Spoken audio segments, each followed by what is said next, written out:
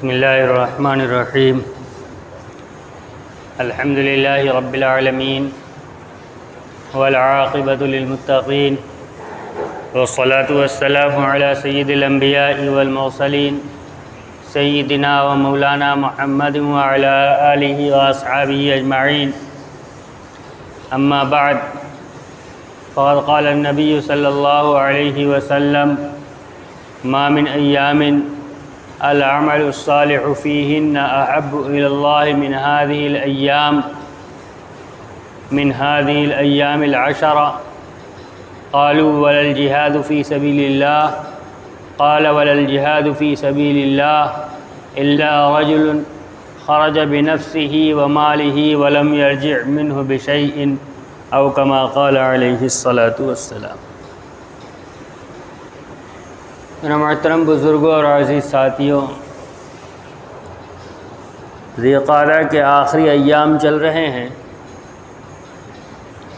اور جلد ہی ذی الحجہ کا چاند ہو جائے گا۔ ذی الحجہ کے مہینے کے ساتھ مسلمانوں کے دو تہواروں میں سے ایک تہوار عید الاضحیٰ کا تعلق ہے۔ نبی علیہ السلام نے ارشاد فرمایا تھا صحابہ رضی اللہ تعالی عنہم سے کہ نیروز اور مہرجان جو دو دن وہ خوشیاں منایا کرتے تھے، تہوار مناتے تھے مدینہ والے، اللہ کے نبی صلی اللہ علیہ وسلم نے ارشاد فرمایا تھا قد ابدلکم اللہ بہما خیرا منہما یوم الاضحیٰ و یوم الفطر، کہ اللہ تبارک و تعالیٰ نے تمہارے لیے ان دو دنوں کو دوسرے دو دنوں سے تبدیل کر دیا ہے، ایک عید الاضحیٰ کا دن اور ایک عید الفطر کا دن۔ تو ان مسلمانوں کے دو تہوار، ایک عید الفطر اور ایک عید الاضحیٰ، ذی الحجہ کے مہینے کے اندر عید الاضحیٰ کا تہوار ہوتا ہے۔ عید الاضحیٰ کیوں منائی جاتی ہے اور کہاں سے آئی ہے، اس پر انشاءاللہ آئندہ گفتگو ہوگی۔ آج جو گفتگو کرنا ہے وہ ذی الحجہ کے 10 دنوں سے متعلق گفتگو کرنا ہے۔ اللہ تبارک و تعالیٰ نے قرآن کے اندر ارشاد فرمایا ہے والفجر ولیال عشر، قسم ہے صبح کی، صبح صادق کی، اور 10 راتوں کی۔ یہ 10 راتیں کون ہیں؟ اس سلسلے میں مفسرین کا قول یہ ہے کہ ان 10 راتوں سے ذی الحجہ کی ابتدائی 10 راتیں مراد ہیں۔ اسی طرح دوسری جگہ اللہ تبارک و تعالیٰ نے ارشاد فرمایا ہے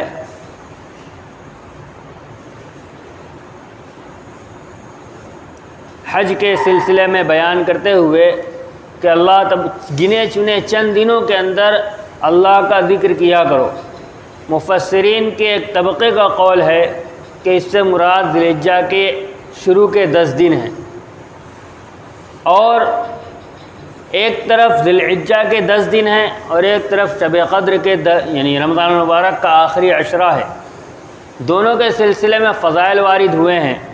ملا علی قاری رحمۃ اللہ علیہ نے دونوں کے اندر تطبیق اس طریقے پر دی ہے کہ دنوں کے اعتبار سے ذی الحجہ کے 10 دن افضل ہیں اور راتوں کے اعتبار سے رمضان المبارک کا آخری عشرہ افضل ہے، کیونکہ ذی الحجہ کے 10 دنوں میں عرفہ کا دن ہے اور رمضان المبارک کے آخری عشرے میں شب قدر کی رات ہے، لہذا دن یہ افضل ہے اور رات وہ افضل ہے۔ فضائل دونوں کے وارد ہیں، لہذا جس طریقے پر ہم رمضان المبارک کے آخری عشرے میں اہتمام کرتے ہیں عبادت کا، اسی طریقے سے ذی الحجہ کے 10 دنوں کے اندر بھی عبادت کا اہتمام کرنا چاہیے۔ اللہ کے نبی صلی اللہ علیہ وسلم نے بھی ارشاد فرمایا ہے کہ جب ذی الحجہ کے 10 دن آ جائیں، یعنی ذی الحجہ کی ابتدا ہو جائے، فَأَكْثِرُوا فِيهَا التَّكْبِيرَ وَالتَّهْلِيلَ وَالتَّحْمِيدَ أَوْ كَمَا قَالَ عَلَيْهِ الصَّلَاةُ وَالسَّلَامُ، کہ جب ذی الحجہ کا مہینہ شروع ہو جائے تو تسبیح، تحمید، تہلیل یعنی سبحان اللہ، الحمدللہ، لا الہ الا اللہ، اللہ کا ذکر پھر خوب کثرت سے کیا کرو۔ ذکر سے مراد صرف تسبیح پڑھنا نہیں، اللہ کو یاد رکھنا، اللہ کی یاد کرنا اور عبادات کے اندر مشغول رہنا، یہ ان 10 دنوں کا خاص عمل ہے۔ اس کے اوپر اللہ تبارک و تعالیٰ کے یہاں خاص وعدے ہیں، لہذا اس کا اہتمام ہونا چاہیے۔ کیا کرنا چاہیے؟ سب سے پہلی چیز جو ان 10 دنوں کے ساتھ خاص ہے وہ ہے روزہ رکھنا۔ پہلی ذی الحجہ سے لے کر 9ویں ذی الحجہ تک روزہ رکھنے کا اہتمام کیا جائے۔ جیسا کہ میں نے ابھی عرض کیا، دنوں کے اعتبار سے یہ افضل ہیں، لہذا دن کی جو سب سے محتم شان عبادت ہے پورے دن کو شامل رکھتے ہوئے وہ روزہ رکھنا ہے، لہذا ان دنوں کے اندر روزہ رکھنے کا اہتمام کیا جائے۔ اور پھر ان 9 کہا تو جاتا ہے 10 ذی الحجہ، ذی الحجہ کے 10 دن، لیکن اعمال سارے 9 دن کے ہیں، کیونکہ 10 ذی الحجہ کو عید الاضحیٰ کا دن ہے۔ اس دن ایک عمل ہے سب سے محبوب اللہ تبارک و تعالیٰ کو، اور وہ ہے قربانی کا خون بہانا۔ اس دن روزہ نہیں رکھا جائے گا، اس دن روزہ رکھنا حرام ہے۔ سال کے 5 دنوں میں روزہ رکھنا حرام ہے، عید الفطر کے دن، عید الاضحیٰ کے دن، اور ایام تشریق یعنی عید الاضحیٰ کے بعد 3 دن، ان 5 دنوں کے اندر روزہ رکھنا حرام ہے، لہذا عید الاضحیٰ کے دن روزہ نہیں رکھا جائے گا، روزہ رکھا جائے گا 9 دن۔ ان میں بھی عرفہ کا جو دن ہے یعنی 9ویں ذی الحجہ، اس دن کا روزہ سب سے زیادہ اہمیت کا حامل ہے۔ اللہ کے نبی صلی اللہ علیہ وسلم نے ارشاد فرمایا کہ عرفہ کے دن کا روزہ 1 سال پچھلے اور 1 سال اگلے گناہوں کی معافی کا سبب کفارہ ہے، لہذا عرفہ کے دن کے روزے کا خاص اہتمام ہو۔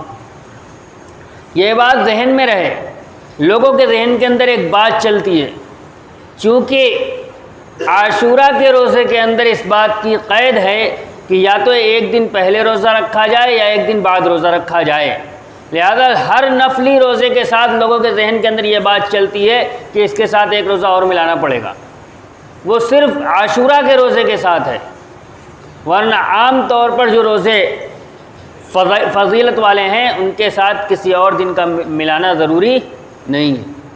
ہاں 9 دن مکمل روزہ رکھنے کے فضائل اپنی جگہ پر ہیں، 9 نہیں رکھ سکتے کچھ کم رکھ لیں، ایسا بھی نہیں ہے کہ 9 نہیں رکھ سکتے پھر کوئی نہیں رکھیں گے، جتنی طاقت اللہ نے دی ہے اتنا روزہ رکھا جائے اور 9 تاریخ کا خاص اہتمام کیا جائے۔ ایک سوال بار بار لوگوں کی طرف سے آتا ہے کہ عرفہ کے دن روزہ رکھنا ایک مستحب عمل ہے، اس کے اوپر فضائل ہیں، کیونکہ اس دن حاجی عرفات میں قیام کرتے ہیں، اور دنیا کے حالات کے اعتبار سے جس دن عرفہ ہوتا ہے یعنی عرفات میں حاجی قیام کرتے ہیں، اس دن ہمارے یہاں 8ویں ذی الحجہ ہوتی ہے عموماً، تو اب عرفہ کا روزہ 8 تاریخ کو رکھا جائے کہ 9 تاریخ کو رکھا جائے؟ حاجیوں سے موافقت کی وجہ سے یہ بات ذہن میں رکھنی چاہیے کہ آلات ذرائع ابلاغ کی ترقی کی وجہ سے ہمیں آج معلوم ہو جا رہا ہے کہ سعودی عرب کے اندر چاند کل ہوا ہے، ایک دن پہلے ہوا ہے، اور ان کے یہاں عرفہ ایک دن پہلے ہے، لیکن شریعت کا جو احکام ہیں وہ اس اعتبار سے ہیں کہ اگر پوری دنیا کے سارے وسائل معطل ہو جائیں تب بھی عمل کرنے میں کوئی پریشانی نہ ہو۔ اگر آج یہ وسائل معطل ہو جائیں تو پھر ہمیں معلوم نہیں ہو سکے گا کہ وہاں چاند کب ہوا ہے، لہذا پھر ہمارے لیے مسئلہ ہو جائے گا۔ اصل ہے 9 تاریخ کو روزہ رکھنا، نہ کہ وہاں کے لوگوں سے اس کی موافقت کرانا۔ جب ہمارے یہاں 9 تاریخ ہوگی اس دن ہم روزہ رکھیں گے، کیونکہ باقی تمام چیزیں عید الفطر ہم اپنے یہاں کے چاند کے حساب سے کرتے ہیں، نہ کہ سعودی عرب کے حساب سے۔ عید الاضحیٰ ہمارے یہاں وہاں کے چاند کے حساب سے نہیں، اپنے چاند کے حساب سے ہوگی، آگے عاشورہ اسی کے حساب سے ہوگا، تو صرف ایک چیز کے لیے وہاں کی تاریخ کا لحاظ نہیں رکھا جائے گا، اسی تاریخ کے لحاظ سے روزہ رکھا جائے گا جو ہمارے یہاں ہے۔ اور اللہ تبارک و تعالیٰ سے یہ امید ہے کہ اللہ تبارک و تعالیٰ اسی کو موافق کر دیں گے کہ چونکہ 9 ذی الحجہ کو ہی روزہ رکھنا ہے، عرفہ وہی اسی دن ہے، تو جس دن ہمارے یہاں اسی دن ہم رکھیں گے۔ دوسرے 9 ذی الحجہ کا روزہ بہتر اور مستحب جو ہے وہ ان لوگوں کے لیے ہے جو عرفات کے میدان میں نہیں ہیں۔ عرفات کے میدان میں جو شخص ہے یعنی حج کرنے کے لیے گیا ہے، اس کے لیے بہتر یہ ہے کہ وہ اس دن روزہ نہ رکھے، اس لیے کہ نبی علیہ السلام کا یہی عمل رہا ہے۔ عرفہ کے دن کے روزے کے فضائل نبی علیہ السلام نے بیان فرمائے تھے۔ پھر آپ صلی اللہ علیہ وسلم حج کے لیے جب تشریف لے گئے تو اس بات کا علم نہیں ہو پا رہا تھا کہ نبی علیہ السلام آج روزے سے ہیں یا نہیں ہیں۔ تو ایک صحابیہ غالباً انہوں نے کہا میں فیصلہ کرا دیتی ہوں، یا صحابی تھے، میرے ذہن میں اس وقت صحیح بات نہیں ہے، آج میں فیصلہ کرا دیتی ہوں کہ آپ روزے سے ہیں کہ نہیں ہیں۔ آپ صلی اللہ علیہ وسلم کا معمول یہ تھا کہ آپ دودھ کبھی لوٹاتے نہیں تھے، دودھ پیش کیا جاتا تو آپ اس کو قبول فرما لیتے تھے۔ دودھ لے کر ان کے نبی علیہ السلام کے پاس گئیں، آپ اپنی اونٹنی پر تشریف فرماتے، آپ نے دودھ لیا اور وہیں نوش فرمایا، اور یہ بات یقینی ہو گئی کہ نبی علیہ السلام آج روزے سے نہیں ہیں۔ لہذا فقہا نے یہ مسئلہ لکھا ہے کہ عرفات کے میدان میں چونکہ آدمی پریشانی کے عالم میں ہوتا ہے، وہاں آسائش مہیا نہیں ہوتی، لہذا اس دن بڑی عبادت یہ ہے کہ عرفات کے میدان کے اندر اللہ کے ساتھ لو لگا کر اللہ سے مانگا جائے، خوب دعا کی جائے۔ لہذا اپنے آپ کو فارغ البال رکھنے کے لیے، روزے سے رہے گا تو پیاس میں پریشان رہے گا، بھوک میں پریشان رہے گا، اعمال میں اس کا جی نہیں لگے گا، لہذا اپنے آپ کو حشاش بشاش رکھنے کے لیے، عبادت میں جی لگانے کے لیے عرفات کے میدان میں حاجی کے لیے روزہ رکھنا مستحب نہیں ہے، اس کے لیے بہتر یہ ہے کہ روزہ نہ رکھے۔ لیکن اور لوگوں کے لیے اس دن کے روزے کی اہمیت سال کے دوسرے نفلی روزوں کے مقابلے میں سب سے زیادہ ہے، سب سے زیادہ ہے دوسرے نفلی روزوں کے مقابلے میں، لہذا 9 ذی الحجہ کے روزے کا اہتمام کیا جائے۔ اگلا عمل جو ہے وہ یہ ہے کہ ذی الحجہ کا چاند ہو جانے کے بعد قربانی ہو جانے تک جو آدمی قربانی کا ارادہ رکھتا ہے وہ اپنے بال اور ناخن نہ تراشے۔ اذا دخل من رأى هلال ذي الحجة وأراد أن يضحي فلا يأخذن من شعره وبشره شيئا او كما قال علیہ الصلوۃ والسلام، کہ جس شخص نے ذی الحجہ کا چاند دیکھا اور اس کا ارادہ قربانی کرنے کا ہے تو وہ اپنے بال اور ناخن نہ تراشے۔ یہ حکم اول تو ان لوگوں کے لیے ہے جن کا ارادہ قربانی کرنے کا ہے، دوسرے یہ حکم واجب کا نہیں ہے، یعنی واجب نہیں ہے کہ بال نہ تراشا جائے، ناخن نہ تراشا جائے، مستحب ہے، اور اس عمل سے قربانی کے صحیح اور خراب ہونے کا کوئی تعلق نہیں ہے۔ قربانی الگ عمل ہے، بال اور ناخن نہ تراشنا الگ عمل ہے، اس کا براہ راست قربانی سے کوئی تعلق نہیں ہے۔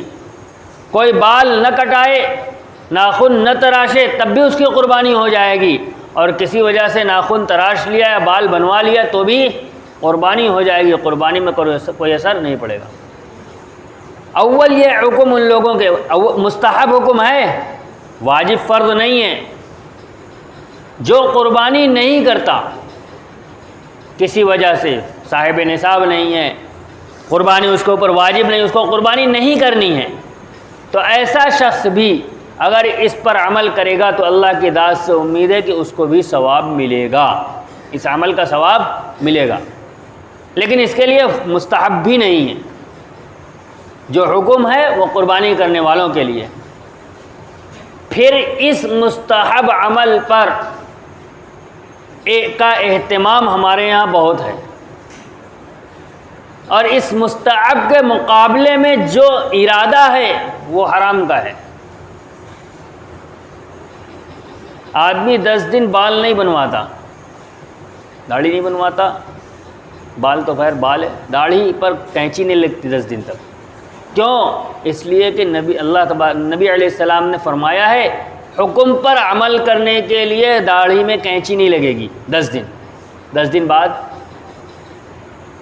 دن بعد کیوں؟ اس لیے کہ مستحب پر عمل ہو رہا ہے. میں کہوں ایک قدم آگے بڑھ کے ہم سنت سمجھ کر اس پر عمل کرتے ہیں، لیکن ارادہ ہے کہ 10 دن بعد ایک حرام کا ارتکاب کریں گے، مکروہ تحریمی کا. مکروہ تحریمی حرام کے قریب ہے. تو جو شخص پہلے سے یہ ارادہ رکھے کہ 10 دن سنت پر اس لیے، مستحب پر اس لیے عمل کروں گا کہ 10 دن بعد مکروہ تحریمی پر عمل کرنے کا پختہ ارادہ ہے، اس کو اس عمل کا کیا ثواب ملے گا؟ 2 دن کی فرما برداری اس لیے تاکہ 2 دن کے بعد 4 دن کے بعد اس سے بڑا گناہ کروں گا، ارادہ پختہ ہے، اس کو اس عمل کا کیا ثواب ملے گا؟ لہذا ہونا یہ چاہیے آج ارادہ کر لیا ہے کہ کینچی نہیں لگے گی تو آئندہ بھی نہیں لگے گی، کبھی نہیں لگے گی، پھر اس عمل کا بھی ثواب ملے گا اور اس عمل کا بھی ثواب ملے گا. میں آپ کو بتلا دوں داڑھی کے اندر ایک مشت داڑھی ہونے سے پہلے قینچی لگانا مکروہ تحریمی ہے. نبی علیہ السلام نے اس کے اوپر سخت وعید بیان فرمائی ہے اور عجم کے ان قاصدوں سے کہہ دیا تھا من امرکما بہذا، تمہیں کس نے اس بات کا حکم دیا ہے کہ تم اپنی داڑھی کے اوپر سرا چلاتے ہو؟ انہوں نے کہا امرنا ربنا بہذا، ہمارے مالک نے ہم سے کہا ہے. تو آپ نے فرمایا تھا لیکن ہمارے مالک یعنی اللہ تبارک و تعالیٰ نے ہمیں یہ حکم دیا ہے ان احفظ الشوارب واعف اللحى، یہ مجھے حکم دیا گیا ہے کہ میں مونچھ تراشوں اور داڑھی بڑھاؤں.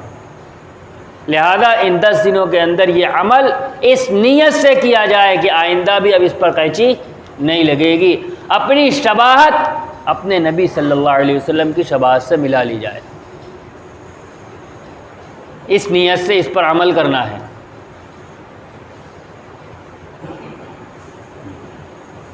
ایک تو 10 دن کا عمل یہ ہو گیا کہ ان 10 دنوں کے اندر ناخن اور بال نہیں تراشنا. ہاں ایک بات اور، صورت یہ بن گئی کہ اس مستحب پر عمل کرنے کی وجہ سے واجب چھوٹ رہا ہے. مثلا بال زیر ناف یا بغل تراشنا رہ گیا اور اگر ان 10 دنوں تک ٹھہرتے ہیں تو یہ دن 40 دن سے آگے بڑھ جاتا ہے تو ایک مکروہ کا ارتکاب ہوگا، واجب چھوٹ رہا ہے مستحب پر عمل کرنے کی وجہ سے. لہذا مستحب چھوڑ دیا جائے گا، واجب پر عمل کیا جائے گا. مستحب چھوڑ دیا جائے گا اور میں نے پہلے ہی عرض کر دیا اس سے ہماری قربانی پہ کوئی اثر نہیں پڑے گا. اور حکم جو ہے وہ صرف 2 چیزوں سے متعلق ہے، بال اور ناخن. بعض لوگ پریشان ہوتے ہیں وہ بدن کی کسی حصے کی کھال ادھڑ رہی ہے تو کیا کریں، اس کو ہم لوگ سترا بولتے ہیں، انگلی کے اوپر سے اکھڑتا ہے کھال کا حصہ، اس کو کیا کریں؟ حکم اس کے ساتھ متعلق نہیں ہے، بال اور ناخن کے ساتھ متعلق ہے، کیونکہ یہ عمل جو ہمیں ملا ہے یہ عمل اس لیے ملا ہے کہ ان دنوں کے اندر حاجی حج کے دوران اپنے ناخن اور بال نہیں تراشتا، وہ عشق کے اندر اپنے رب کے عشق کے اندر ایسا مست ہے کہ اس کو بال اور ناخن تراشنے کی بھی فکر نہیں ہے. شریعت نے منع بھی فرمایا ہے. لہذا ہم ان کی مشابہت اختیار کر رہے ہیں، ہم ان کی مشابہت اختیار کر رہے ہیں. وہاں جو حکم ہے بال اور ناخن سے متعلق ہے، یہاں بھی بال اور ناخن سے متعلق. وہاں تو اور زیادہ حکم ہے، وہاں صابن بھی نہیں لگا سکتے، کسی طرح کی صفائی بھی نہیں کر سکتے. لیکن جو شخص اپنے مقام پر ہے اس کے لیے صرف 2 چیزوں کے بارے میں حکم ہے، بال نہ تراشے اور ناخن نہ کاٹے. اس کے علاوہ بدن کے کسی حصے میں زخم ہے، کچھ کاٹنا پڑ رہا ہے، کسی اور وجہ سے کسی کھال کا کچھ حصہ کاٹنا پڑ رہا ہے، اس کے کاٹنے میں کوئی حرج نہیں ہے. دھوکہ اصل میں ہوا اس سے کہ حدیث کے اندر فلا یأخذن من شعرہ وبشرہ شیئا، کہ اپنے بال میں سے اور اپنے کھال میں سے کچھ نہ لے. لیکن حقیقت یہ ہے یہاں بشر بول کر صرف ناخن مراد لیا گیا ہے. محدثین نے اس کی وضاحت فرمائی ہے، اس کے علاوہ کوئی اور چیز مراد نہیں ہے. اس کے علاوہ قربانی کے متعلق جو مسائل ہیں انشاءاللہ اس پر گفتگو آئندہ ہفتے ہوگی۔ اللہ تبارک و تعالی ہمیں توفیق عطا فرمائے۔ وآخر دعوانا الحمدللہ رب العالمین۔